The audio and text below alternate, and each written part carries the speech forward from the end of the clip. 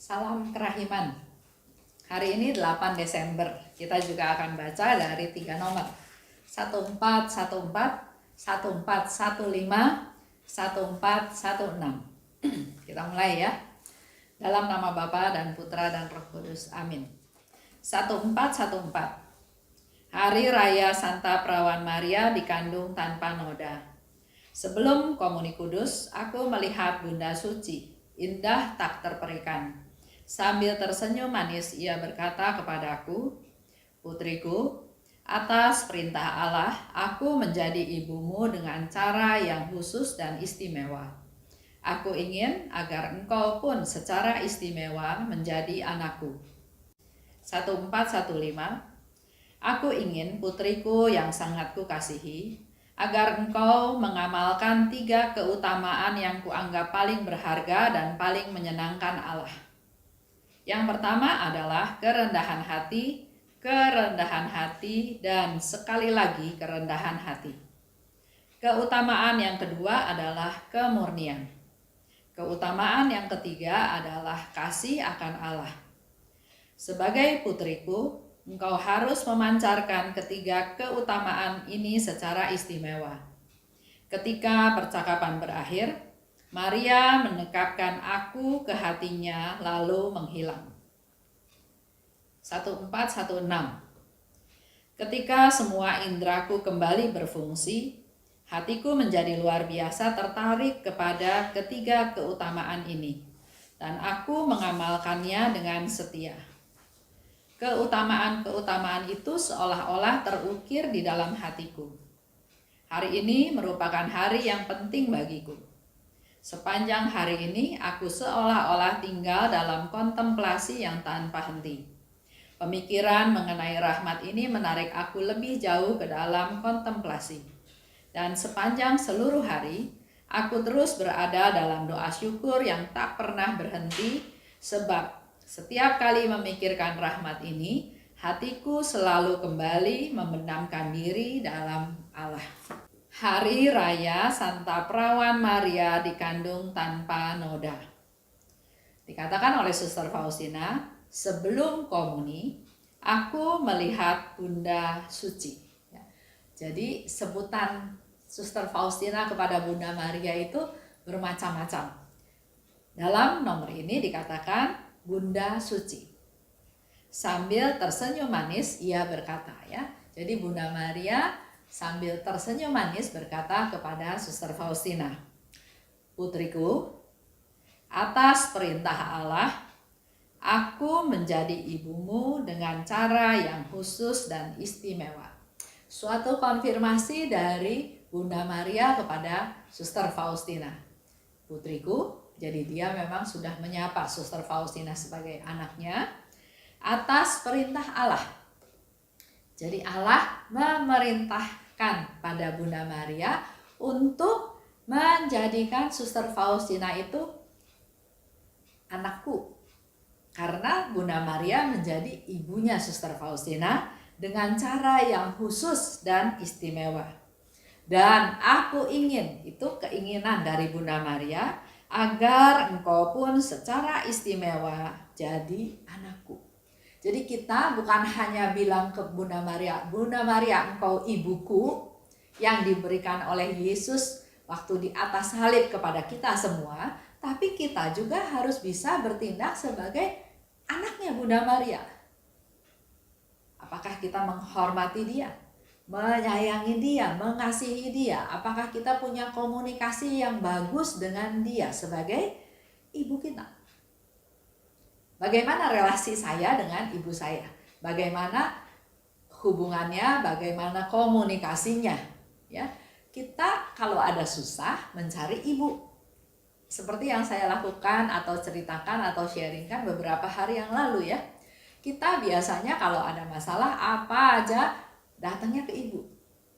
Karena ibu itu selalu membela anaknya, dia mau berkorban untuk anaknya. Sekarang Bunda Maria mempertegas, engkau anakku, tapi aku juga mau engkau menjadi, jadi aku, Bunda Maria katakan, aku jadi ibumu, tapi aku juga mau engkau menjadi anakku, secara istimewa jadi anakku.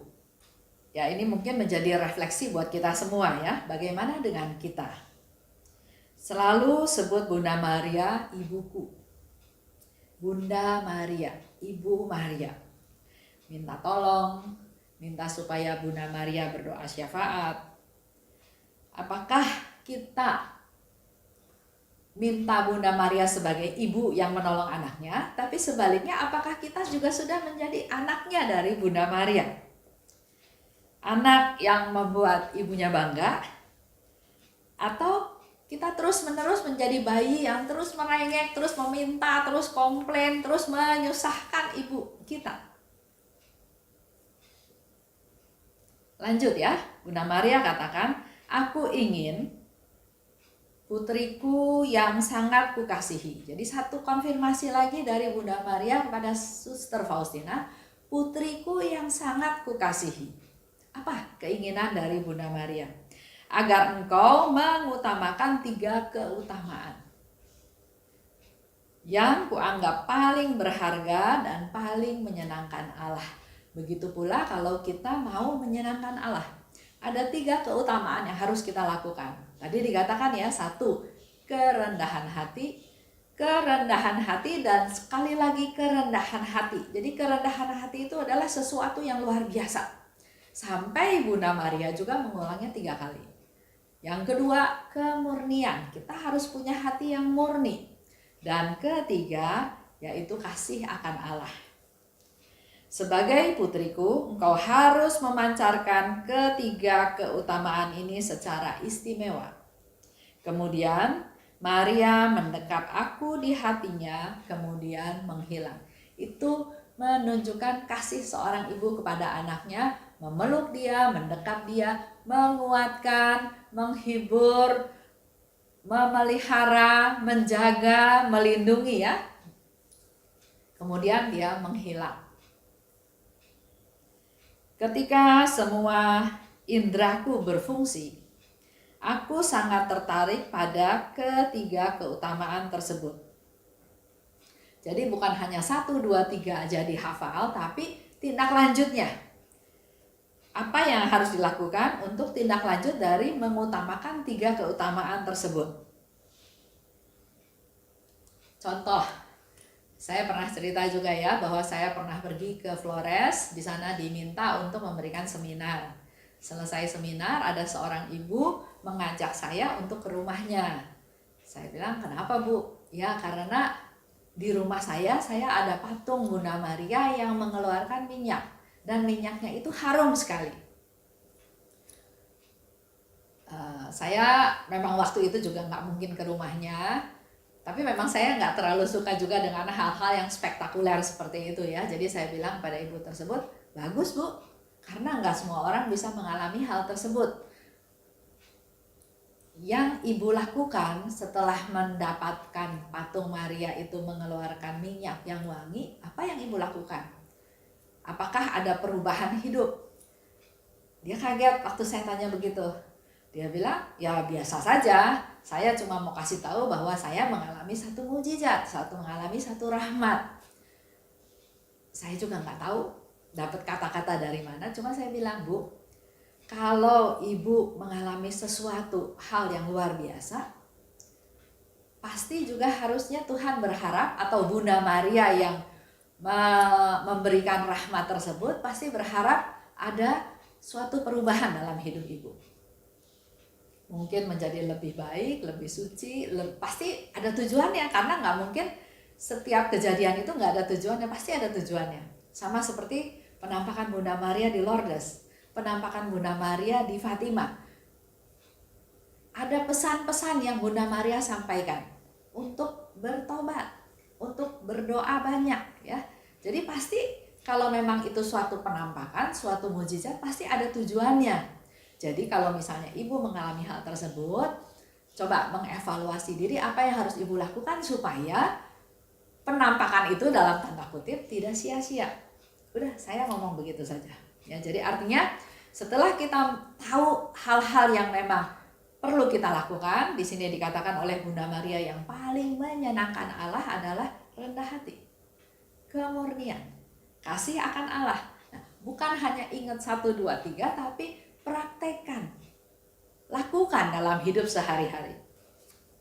Ada yang menjawab atau memberi komentar kepada saya juga bahwa memang Bu, kita harus rendah hati, tapi susah. Ya memang nggak ada yang gampang, tapi susah itu bukan berarti nggak bisa.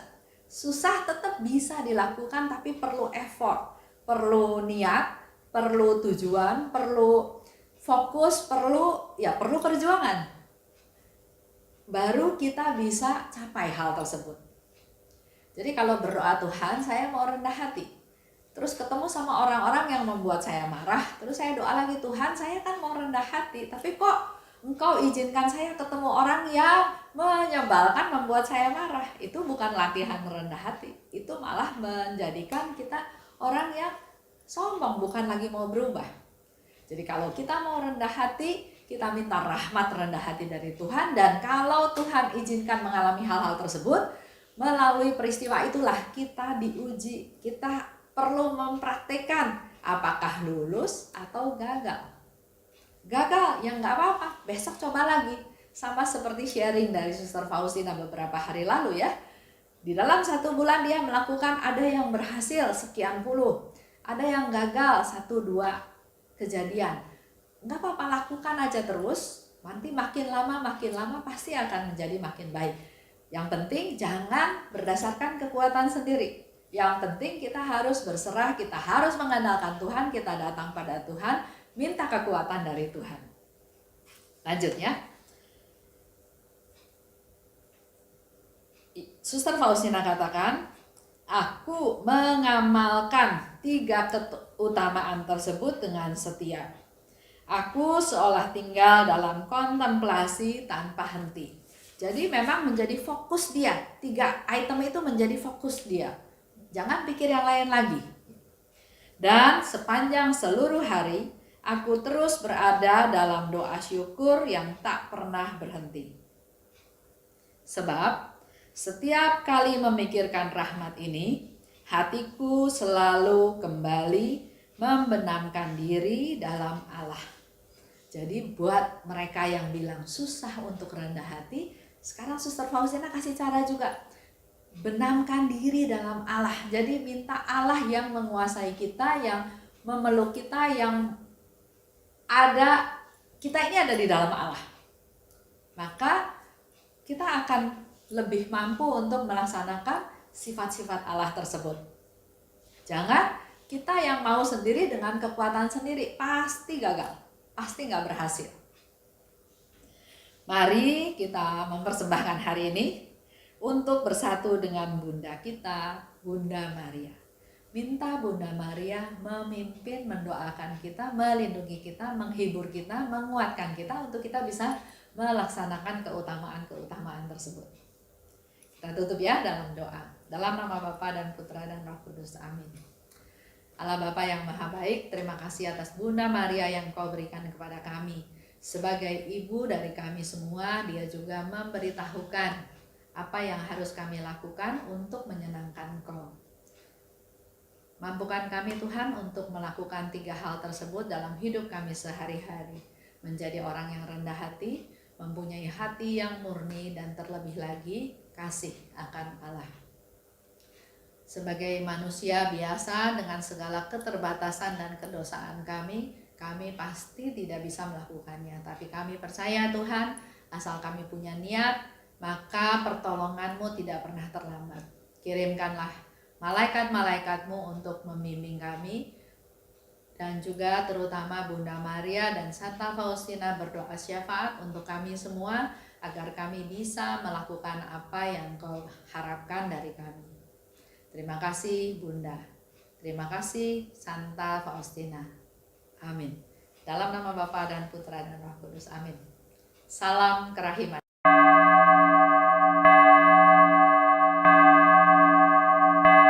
Hatiku